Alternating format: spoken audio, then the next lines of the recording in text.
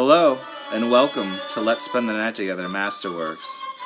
The following segment has been selected for your enjoyment. Enjoy. I don't know. I might have to go with the conspiracy. I guess it's not really a conspiracy because it all did happen. And there's these things called facts. Yeah. What are those? Well, facts don't care about your feelings, Craig. Oh. Yeah, this is your second Beach Boys song you played. Yeah, so I went on a tangent about Wounded. Could you get me started on that? Woo! Yeah. Woo! Stand back. The Beach Boys, hey, we're fucking a bunch of five white guys talking about, dressed all the same, talking about beach, blingo. Bushy, Did I say bushy blingo? blonde, there it is. Yeah, this is a bunch of squares, Bingo. Surfing, driving woodies. Yeah, and your best gal and your dad's deuce coupe. Your deuce coupe, yeah. And Rah Rah Skoomba. So yeah, a bunch of fun stuff. We're all having a good white. We're all being square, nice, happy white boys. Yeah, 1950s. Going 60s. To the sock hop, drinking milkshakes. So a lot of malts and milkshakes. Obviously, there's a lot known about Brian Wilson. We'll get into him. Yeah. Another we talked about the boy genius, Phil Spector. This is another boy genius. This is another genius. The man was not afraid to shy away from his love affair of sandboxes. Sandbox Kid. His affinity Wilson. for sandboxes. Have you seen the I can't think of what it's called now, but the one with Paul Dano or Dano? No, but I read all about John Cusack. I really dug that movie. And Paul Giamatti is the best part. Where he plays Eugene, was it? Lenny or something like that. Eugene. Is that his psych? His doctor, yeah, that stayed with him like 24/7, and he was like a complete psychopath. And Paul Giamatti played him. Brian, you can't have a cheeseburger. Well, man, I kind of thought it'd be far out if I could have a cheeseburger. No, Brian! He'd like flip out on him, and Brian like tried to sneak one, then he slapped his hand, like knocked it out of his hand. Craig, the strange history of the Beach Boys and the serial killer Charles Manson. When people speak about the dangers of hitchhiking, the warning is usually directed at the one hopping into the vehicle. But when Dennis Wilson, drummer for the Beach Boys, picked up two girls in the early 1968, What did I say, the early 1968? In the early 1968. And convinced Not them... the later 1968 that happened, like a few years later. Circa 1968, and convinced them to come back to the Sunset Boulevard mansion to hang out. Come on, man, it'd be far out. Come back. Our mansion, 1968 mansion. You couldn't have imagined the evil that he was inviting into his life. Yeah, it'd be far out if you came over. I don't think you're evil. Come on. Excuse me. Groovy. The Dames were part of Manson's family. The cult leader led by charismatic criminal Charles Manson, whose young members quickly moved into Wilson's home. Ugh. Just over a year later, the family perpetrated one of the most shocking and infamous crimes of the past century. Killing 9 people. I wasn't very far out when he killed those people, man.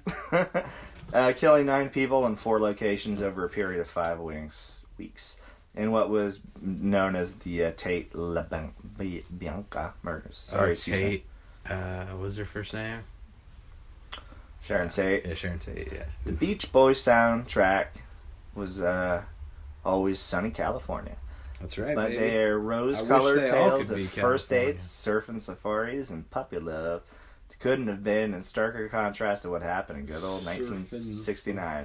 So it's... That title's not good. The Jets did win the Super Bowl in 1969, so it was a fucked up year. Yeah, I guess so. I believe the Son of Sam was also creeping around the summer of 69. It was the summer of 69. Interestingly, it was Dennis... Sucks. This sounds ridiculous. Interestingly, it was Dennis's spiritual retreat to India in 1968 with the Beatles. All right, Mr. Manson, I'm going to go on a spiritual journey, okay? Folk singer Donovan and fellow Beach Boys members that sowed the seed for his fateful encounter. The Maharishikesh, far out. Yeah, that's why he would throw open the doors of his house to strangers. In an article published that year, hilariously titled "Dennis Wilson, I Live with 17 Chicks." Whoa. He said, "I told them about our involvement with the Maharishi, and they told me they too had a guru, a guy named Charlie, who'd recently come out of jail after 12 years. He drifted into crime, but when I met him, I found he had great musical ideas. We were writing together. He's dumb in some ways, but I accept his approach and have learned from him." That's what Dennis said? Yeah, it's kind of a weird thing to say. He's dumb. I guess he's dumb as shit, but he has some good ideas. At first, Dennis Wilson was taken by Charlie Manson. His music's weird. Unorthodox lifestyle. Manson was a struggling musician, and Wilson provided him with the types of contrast and necessity to achieve his dreams of stardom. Wilson introduced him to a record producer who Manson later felt slighted by. His home was the scene of a tragic Tate murder after an arranged Manson mistakenly believed that this guy lived there. Some other guy. So he's like, kill that guy. She's like, all right.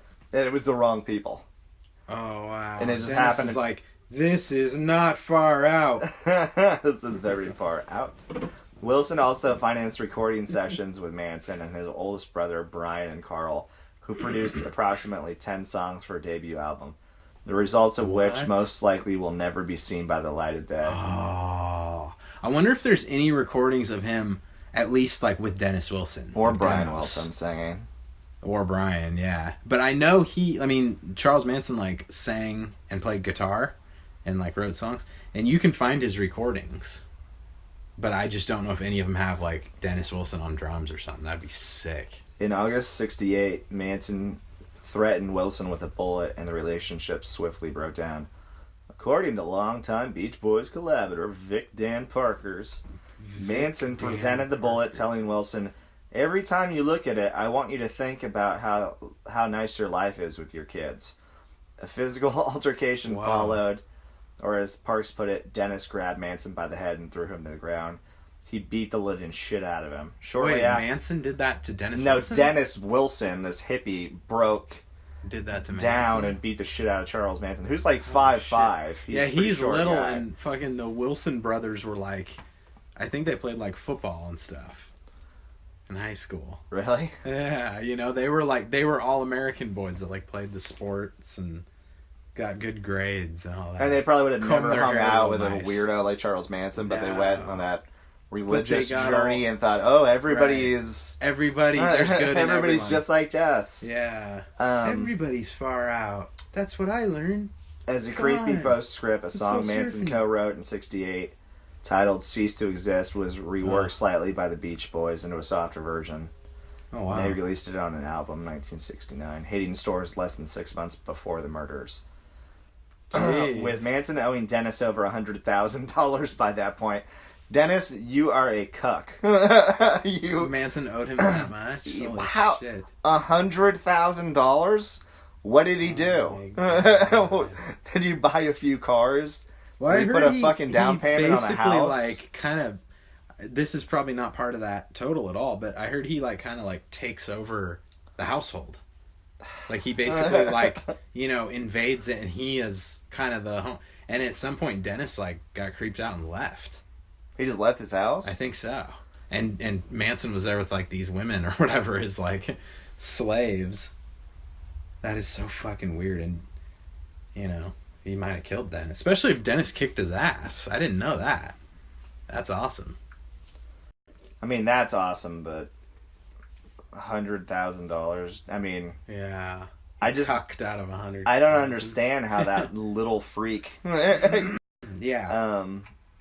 Quit recording his music and giving him money and holy shit. Yeah.